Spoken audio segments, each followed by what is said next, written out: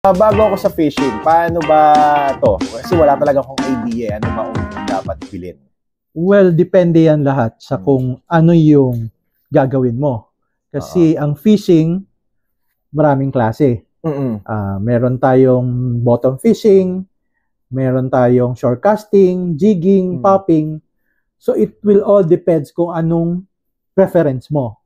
Kailangan medyo alam mo kung saan yung gusto mong puntahan para mabibigyan kita. Okay. Kasi ang naisip ko lang naman, like, mag-fishing lang ako sa shore, tapos manghuhuli lang ako. Ayun pa lang iniisip ko ngayon. So, ano bang marirecommend niyo sa akin? Well, kung ganyan yung nasa isip mo, I recommend na you have to go and try to see, kahit sa mga YouTube muna. Titingin ka muna kung ano ba yung sa tingin mo gusto mong pasukin. Kasi yung gamit natin, very specific. Okay. Hindi pwedeng yung gamit nito gagamitin mo sa gamit doon sa kabila. Okay. Walang ganon. So, most of the time, yung mga